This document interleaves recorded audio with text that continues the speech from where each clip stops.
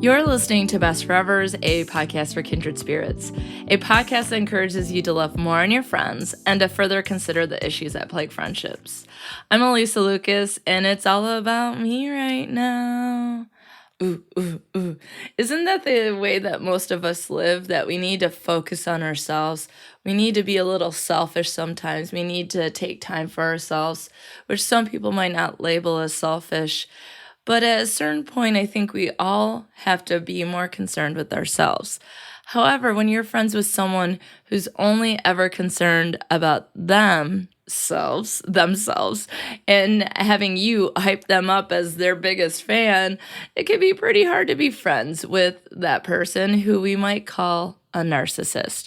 So today we're going to talk a little bit about what it means to be a narcissist, some of the behaviors that you might see in a friendship, and if you decide to be friends with a narcissist, what you might be able to do. However, because it is all about me right now, because I'm going to make that decision, because I want to share some cool information with you. So I was walking my dog this morning, and there were leaves on the ground, and they had started to change colors. And even though it was super humid and it felt like 100 degrees and everything was wet, I was like, oh, look, pretty. It's fall, kind of. So I wanted to do a really cool Best Forevers podcast autumn challenge. It's called Fall into Friendship because it is fall and there's lots of cool things that we can do during fall that we might not be able to do the rest of the year. And what might be even better is that we can do some of those things with our friends. So part of the autumn challenge here is to do some of the items that I have listed, and all of this is on my social media. It's on Best Forevers Pod, the Facebook group. It's on Best Forevers, a podcast for kindred spirits Facebook page. It's on the Best Forevers Pod Insta and the Best Forevers Pod Twitter. So you can check that out. It gives details about what you can do. Such things as go to a cider mill, carve pumpkins together, visit a brewery, drink a fall beer together, have a spooky movie night. Hey, and on Forever Friday, you can turn those into Flannel Fridays with your friends, right? So there's a whole host of things you can do. If there isn't something on the list that you normally do for fall, then let me know. But then what you do is you make those amazing fall plans with your friends. You do those amazing fall plans with your friends. You take photos and you send them to me via social media, or you can send them to me at bestforeverspod@gmail.com. And then basically you win stickers, swag, and other fun fall and friendship-related items. Now this challenge runs from, it's already started on Wednesday, and runs through November 30th, 2019. So we're covering all of fall and all the fun things that you can do. So when you do these things, don't forget to take photos, tag me at Best Forevers Pod, and use the hashtag #FallIntoFriends. And I can't wait to see all the cool things that you do with your friends this season. And I can't wait to give you all sorts of cool prizes, starting with a pretty cute Fall into Friendship sticker, but there's so much more. So get on it. So it's all about your friendships, right? So you're talking about narcissism, but now it's all about relationships. Yay! So lots of time to do it. Can't wait to see what you do. The more you do, the more chances you have to get more cool stuff. So let's fall into friendship and spend time with our friends doing really cool autumn type events and experiences. So, okay, well, it's back to me again. No. So as a way to segue back into narcissism, I have, this story really cracks me up. It's one of my favorite teaching moments. So teaching is something that I really care about. I spend a lot of time doing it. I love working with students. I dare cliche say, it's my passion. But I do. And, up until 2016, I don't think I had ever missed a day of class. And then I got horribly ill. I felt horrible about canceling my classes for the day. And I had 3 classes and I did. I was like, I'm too sick. I can't do it. But then Thursday I was like, I have to power through, and I could barely talk. I'm like sweating and it's like cold out because it's February or something. And that day was Narcissism Day, so we were doing all the narcissism stuff, and about 15 minutes into the class, a group of people enter the room, and they have balloons and other things like this, and they're there to let me know that I won one of CMU's teaching awards in 2016, and it was pretty cool, and it was cool to be able to win the award and to have the students there and that sort of thing. But because of my style of teaching, that I really like to make things interactive, and sometimes I make things like come alive in the classroom, so I've done it before where I tell some people to wear a certain color to class, and then, there's like 10 people wearing purple shirts and everyone's like, what's going on? And then it's like we talk about in-group, out-group, which about purple shirts on this podcast, right? Every day is purple shirt day. And so a student came up to me at the end of class. He goes, I thought the announcement of your award was you really showcasing narcissism. So the student thought I had created this whole scenario where people who I didn't even know came in with balloons and to take pictures and to announce that I won this award, thought I was doing it to really show them what narcissism looks like. And I was like, I didn't do that, but maybe I should next time. But, what does it mean to be a narcissist, right? There's lots of things that go into this, and we can really understand this concept. And I have 2 chapters that I'm going to be referring to a lot, and then I have some other articles. And 2 of these chapters are ones that my students read in my dark side class. One of them is this is by Joshua D. Foster and Jean M. Twenge, and the chapter is Narcissism and Relationships from Light to Dark. And the second one, and that's probably I'll put the book information because it's an edited chapter from a book. It's probably from a dark side book edited by Bill Kupak and Brian Spitzberg, who are our dark side pioneers of the communication discipline. And then the second article is by Mark Leary, Richard Bednarski, Dudley Hammond, and Timothy Duncan. And Mark Leary I really enjoy his work, and he's a really great writer, and he's in the psychology field. The name of this chapter is Blowhards, Snobs, and Narcissists, Interpersonal Reactions to Excessive Egotism. And then this is in a book that's going to be edited by Robin Kowalski, and she looks at aversive interpersonal behaviors, which to me, those dark side behaviors and aversive behaviors go together. And what that means is that most of us don't like narcissists. We don't like people who are arrogant or self-absorbed. And the Foster and Twenge article says basically they're not terribly pleasant to be around, at least not for long, right? So it is one of those things where when we first meet a narcissist, they're fun and we enjoy being around them, and they're talkative. And so in that same chapter, quote, in other words, narcissists think they are wonderful people, insist that others recognize their greatness, and are self-absorbed to a point that they are unable or unwilling to consider the needs and feelings of others. And that's from page 382. However, early impressions say they're socially skilled. We see them as immediately likable, and that some people can say, extremely extroverted, socially bold, outgoing, really have the skills socially. And so those individuals who can really navigate a conversation, which we talked about last week. So it's like here we are talking about being more skilled in conversations, and narcissists are some of the individuals who are able to have good conversations. So here's a warning, friends. Just because we become better at conversations doesn't mean that we aren't hitting it off with someone who's a narcissist, because they often have positive dispositions. In the Foster chapter, they're seen as happy, optimistic, not depressed, and have high self-esteem. So Who wouldn't want to be around these individuals? But don't forget the definition of narcissism. They think they're wonderful people, want you to recognize their greatness, and are self-absorbed that they have no idea about your feelings or needs. So you can start to see that for narcissists, it might be super fun. You might have a fun night with them, fun week, fun month, a short amount of time, and then you start to realize that you're there as their hype person because you're supposed to recognize their greatness. You're supposed to help them show everyone how great they are, and that their needs are more important and always important over yours. And so then it starts to kind of be like, well, what about me?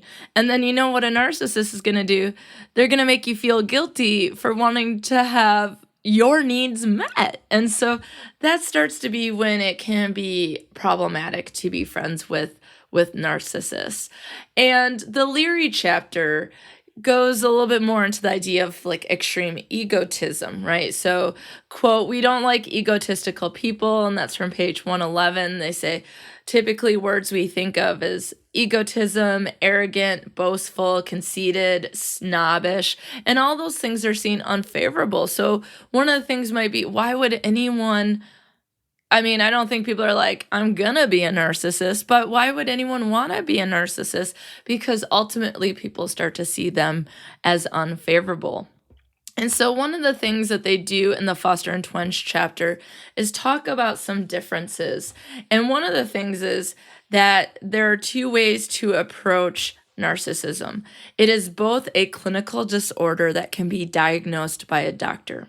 Now, I am a doctor of what I like to call information, and my specific area is friendship. So here's the thing, I'm not diagnosing anything medical. And basically, as I understand, and they might not call it the code of doctors, but essentially doctors aren't going to diagnose anyone that is not their patient. But it is a clinical disorder that can be diagnosed, and there's treatments and things like that.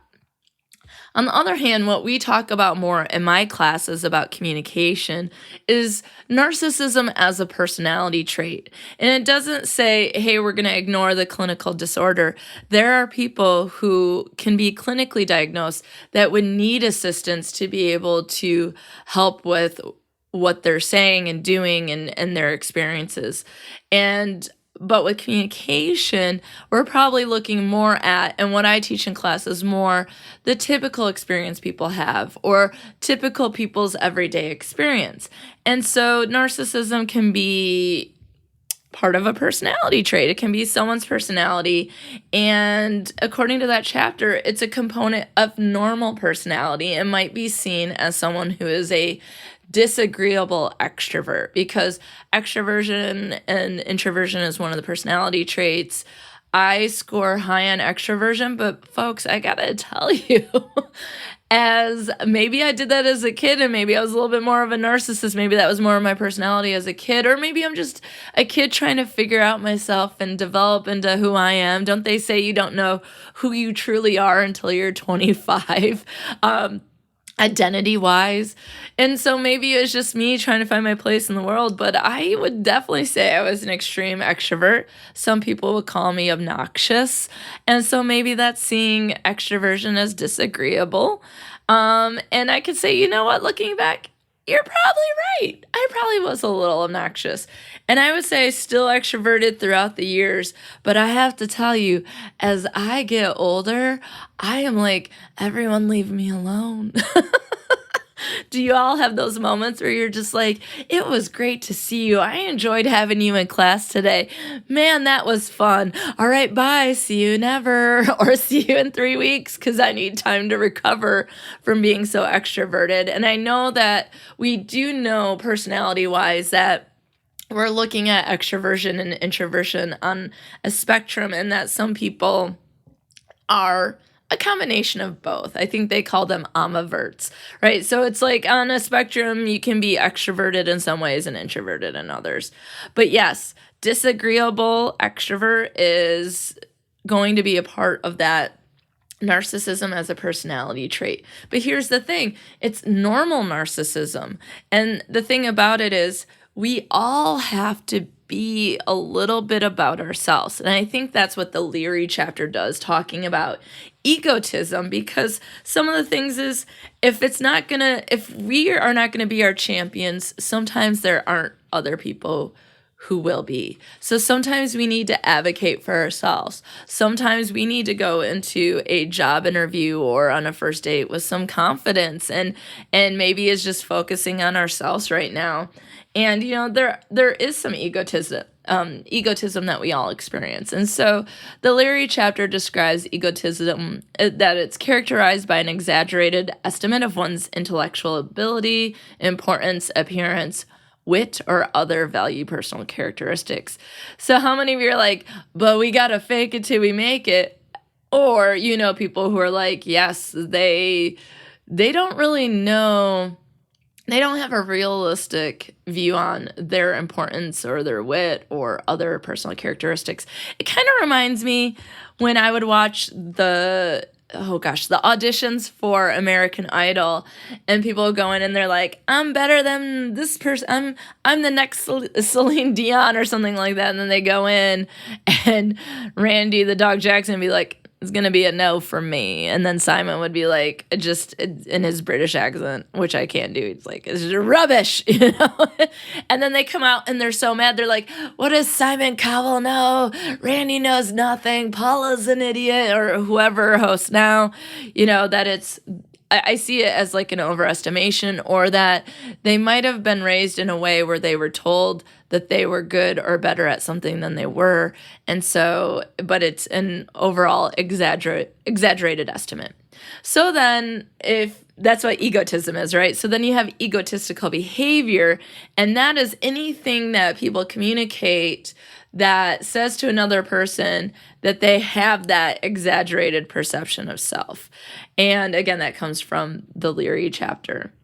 And so there's lots of things that we can do to sort of indicate that we have a high perception of ourselves. We could brag and boast and look down on other people. Like, there's lots of things that we can do verbally and non-verbally. Sometimes I imagine that someone that is considered to be snobby white, we might not even had a chance to interact with them, but you see them and just the way, it's almost as if their nose is up, right? Like, so non-verbally, it's almost saying like, I'm better than you, or just show facial expressions of being disgusted with people, sort of showing that like you're inferior, right? So when we talk about this, we have egotism, we have narcissism, we have essentially narcissism leads into extreme egotism, but both things are seen as something that is unfavorable.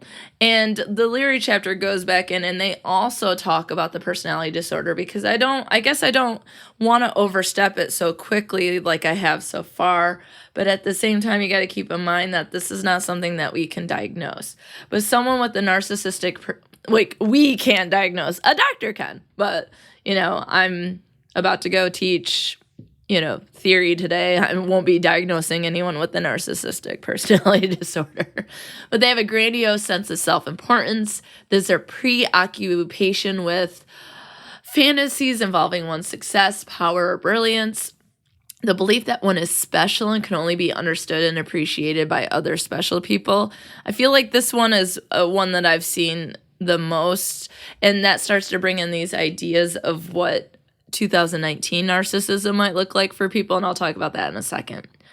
You have those with narcissistic personality disorder have an excessive need for admiration by others. They have a sense of entitlement, a tendency to exploit other people, low empathy, and high envy.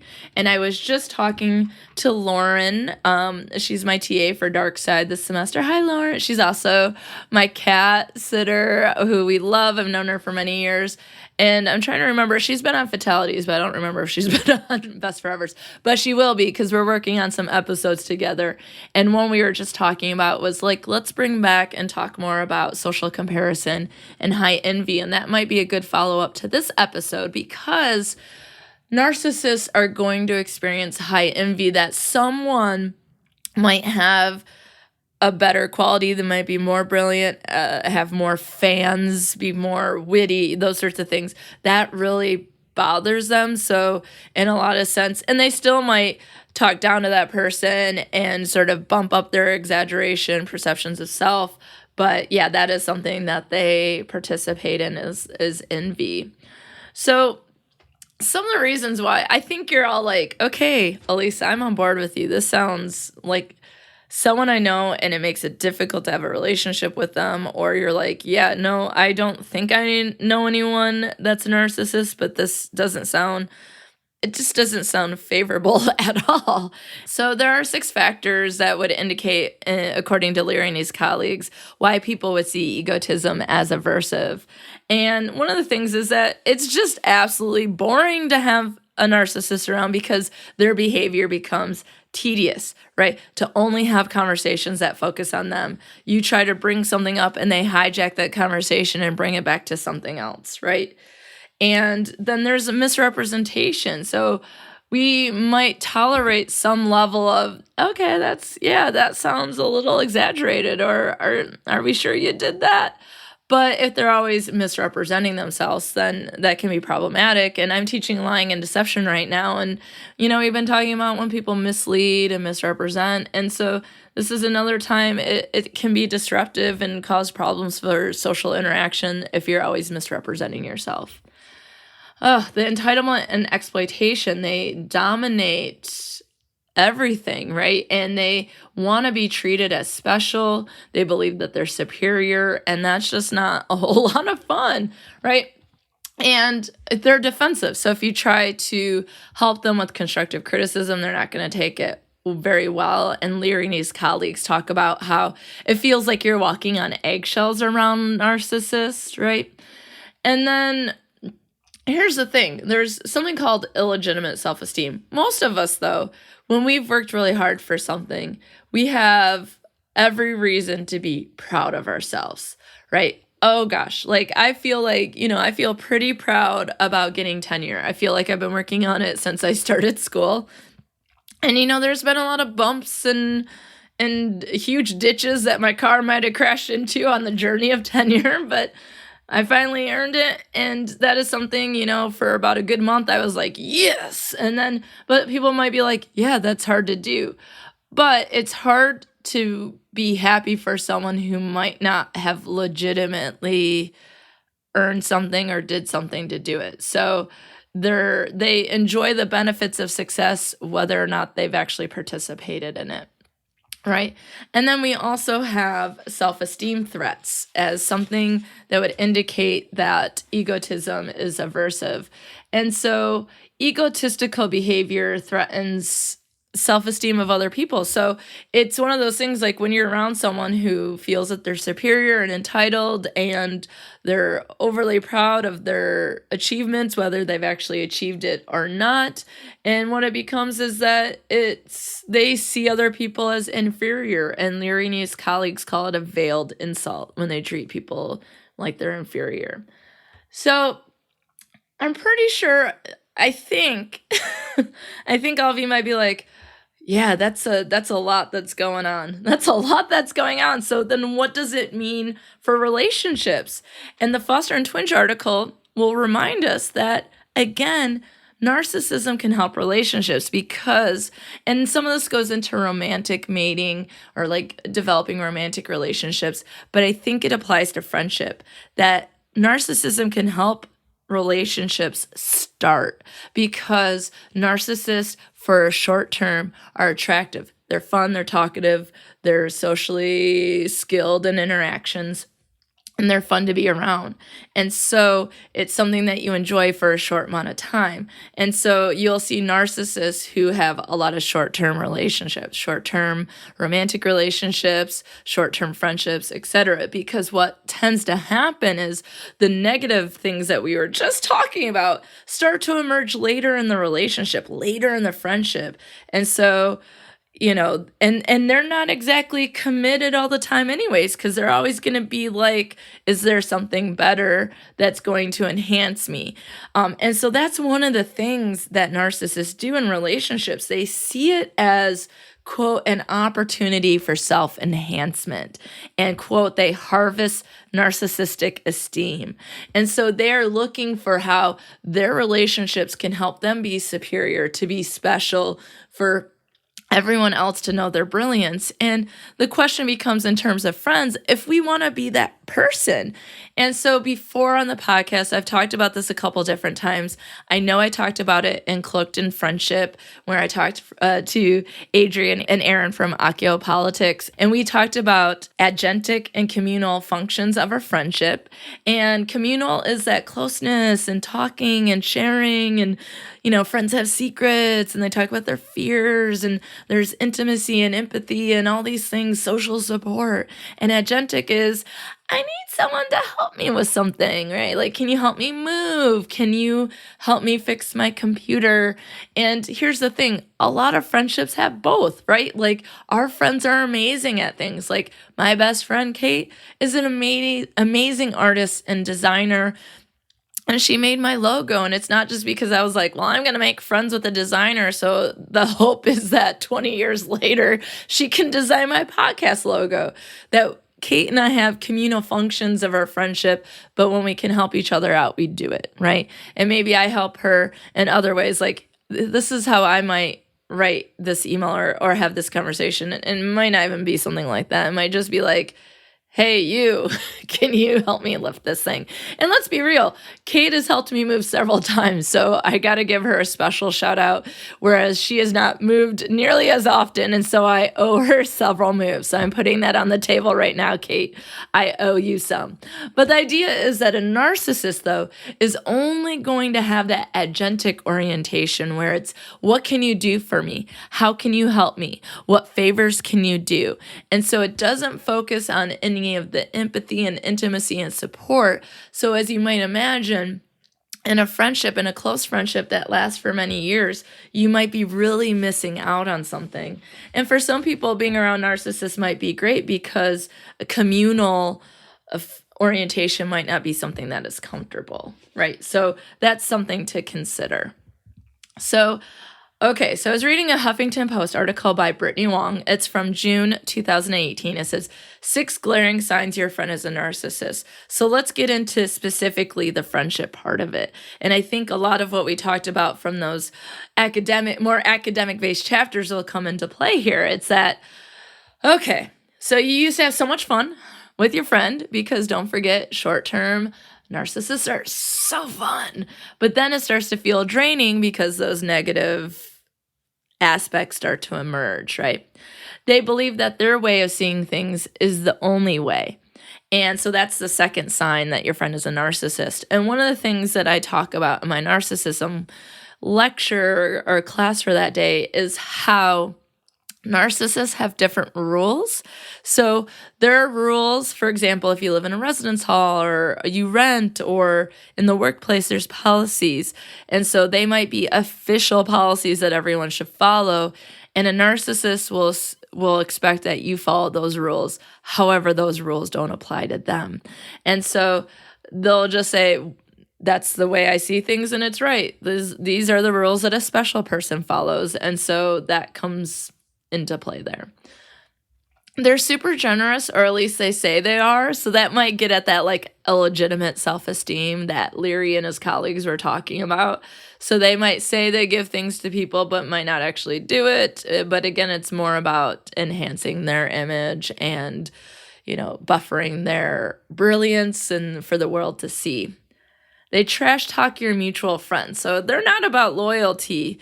They're going to talk about other people, and they're always going to look see if the grass is greener somewhere else. And as we just talked about, they don't like receiving criticism. So then they will feel attacked anytime you might try to give them advice. And then the last thing might be they build you up, which you're like, great. But then they start to chisel away, as they say in the Huffington Post article. They chisel away at your self-esteem. And it might be when that negative behavior emerges, you might already be really invested in the friendship. So I think that can make it very difficult. It might be hard to read or understand why a friend might be in a way, is so mean, right? Like, it sounds like we're both 10. You're being so mean. But the idea is like, that's not what friends do. Friends do help build up self-esteem. Maybe they're not there to be only your hype person narcissist, but the other thing is, as friends, we don't purposely or intentionally just erode at someone's self-esteem. That's not what friends are about. So to continue, some of the things to think about, again, what are you looking for? What questions should you ask to see if you can identify a narcissist in your life? And then how do you deal? So I was reading an article, How to Tell If Your Friend is a Narcissist. You can see a pattern, right? And this was by Christina Kerr from November 2018, and I found it on medium.com. Again, all of my articles are in show notes. She describes, and this will be something that's like, hey, this sounds really familiar, but might give you some new ideas that might spark some experiences that you have. They have a strong sense of self-importance. They dream of unlimited success, power, and intellectual, again, that word, brilliance, craving attention from other people, but showing few warm feelings in return. So that attention is expected, right? Because they are entitled. And then for themselves to get ahead or to be seen as great, they take advantage of other people. And that agentic orientation, Christina talks about how they ask for favors and then those are not often returned. So that is something that you might use, signs you might use to identify. But here's some of the questions she says that you can ask yourself. Do they or have they ever shown empathy? Because again, that might get at the communal side of things. It gets at the needs and of the other person. And so do they show empathy for other people? Do they believe that they deserve special treatment? So although we're all in line waiting for the movie, do they believe that they should get special treatment and therefore can bypass everything? That's just a small example. Do their actions reflect their words? So it might be something that it doesn't match, kind of like they say they're generous, but they might not actually be giving gifts, right? Do they get jealous or do they test your loyalty? Because again, their commitment is flexible depending on what's better. And typically what's going to happen is with the narcissist, it's really great short term, but then people start to figure it out, right? How often do they put you down? Again, eroding at that self-esteem. How do they deal with criticism? If it's not well, narcissist. And have they ever gaslit you, meaning that they deny your reality? I never said that. I wasn't even there for that. And it's something that actually did happen. So what do you do? So one of the things that this article talks about is that you need to manage your expectations because the idea is that they might never change. But you have to find your boundaries and you have to communicate them clearly. But Christina talks about going gently because you should be ready for some fallout. They might not let things go or let you just move away quietly. And you just have to remember who you are. Are you someone else's hype person that's only there to make them feel special? Or are you looking for a friendship that has a give and take, that maybe has more than the agentic function, right? Or do you want a friend that is taking advantage of you? These might be some soul-searching questions. It might be pretty easy. Like I said, like you're like, well, obviously I don't want that. But once you get invested, it might be a little bit harder. So Psychology Today from December 11th, 2018, Eleanor Greenberg, who wrote the article, Can You Be Friends with a Narcissist? Well, let's find out, right? It comes down to whether or not you want to be friends with them. How do you define what friendship is? Is it a give and take or is it one-sided? How realistic are you about the other person, about who they are, what they're asking you to do, what they demand from you, those sorts of things? Can you maintain your boundaries with your own confidence and clarity and just say, you've crossed the line, and then that's that? What is your tolerance for bad behavior? So how long will you allow things to go on before you say, that's not going to work for me? And then you have to decide whether you both want from the friendship is a good match. And if it's not, then what do they say? There's plenty of fish in the sea. I know that's for dating, but there's lots of people to make friends with. It can be difficult. We talk a lot about ways that we might be able to improve that through conversations or whatever the case might be. But it's just, you got to be ready for what do you want and what are you getting out of a friendship? And, you have to be prepared for, specifically with the narcissist, setting boundaries, that they might lack empathy and that they're going to be sensitive and not really mindful of your sensitivities. So one of the things that I thought was really important when thinking about if you are friends with the narcissist, you might find your boundaries, you might find your voice, you might say, I'm not going to stand for this, and they might go, okay, and you're like, I can be your hype person on these days. I don't know, whatever works for you, right? I'm not going to tell you what's going to work for you, but again, if they're purposely eroding your self-esteem or they're doing sort of things to take advantage of you, then it might be something to think about. But in Psychology Today, an article from February 9th, 2018, Narcissistic Friends, What's the Attraction by Suzanne Deggs White, what she talked about was really important. So again, she talks about what it means to be a narcissist. I'm going to say these again because they, again, might indicate to you or spark some experience or interaction you had with someone that might indicate you might be friends with the narcissist. So they always talk about them. They hijack the topic. They have some sympathy for what you're talking about, and then they monologue about their situation. So it's like, yeah, that's sorry to hear that, but let me tell you about all my problems. And then your problems get minimized. You have to play the fan all the time. They don't understand the give and take. It's all about making them look good and putting them in the position to see them as the best. And when people try to leave these friendships, things might become problematic. Because when you try to leave, you might be dragged back in because they might make you feel guilty. And that if they have more power, then that might be something that they do. And they're not going to be able to perhaps understand that they would even need to change anything.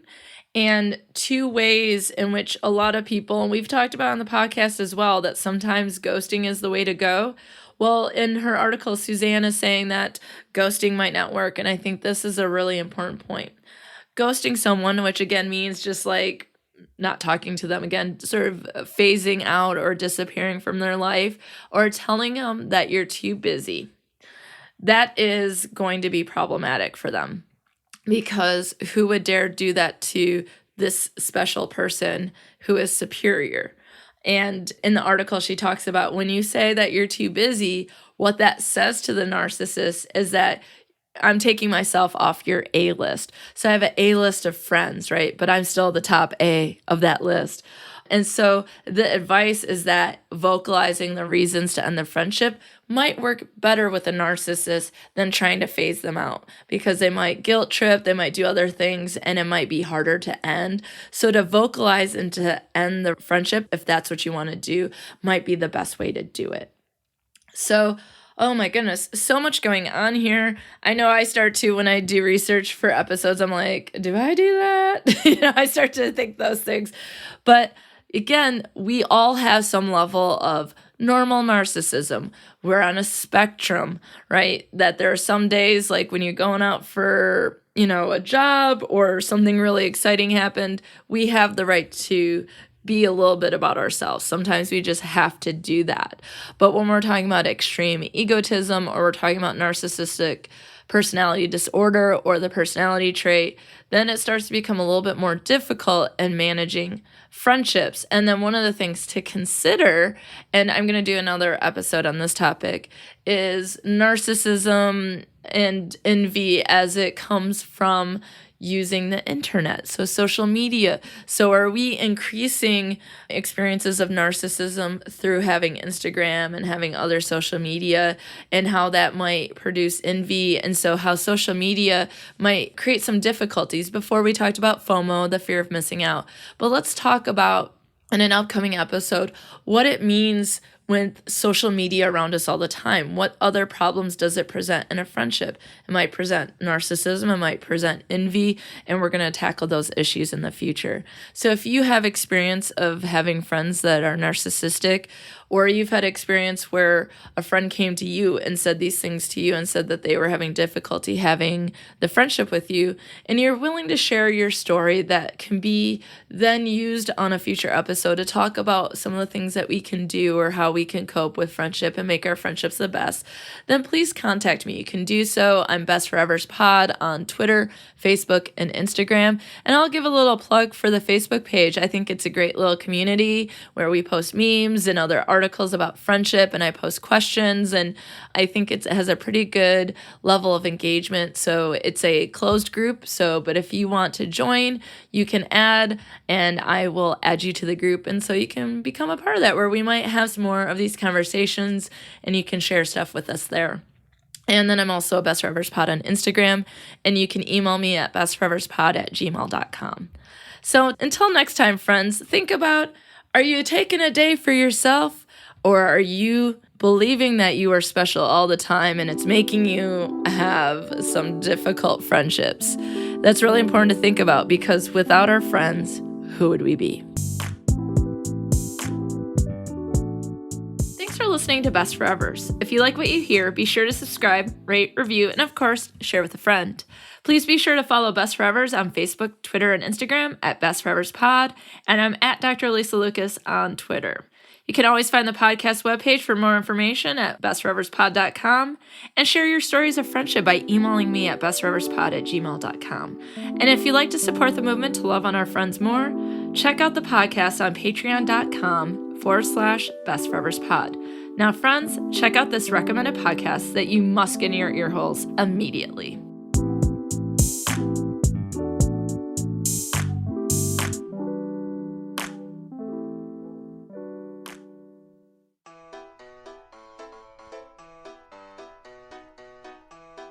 Hey, we're Renee.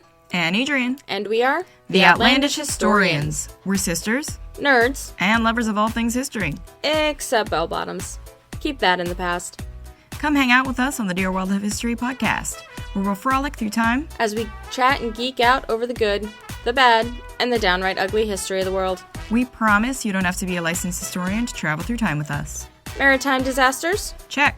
Historical serial killers? Check. Glamorous and petty royals? Check and check. You can find us almost anywhere you listen to podcasts, including Apple Podcasts, Stitcher, and Spotify. Follow us on Twitter at Dear Historians and Instagram at Outlandish Historians. So chug that drink me bottle and come on down the rabbit hole. It's going to be a wild ride.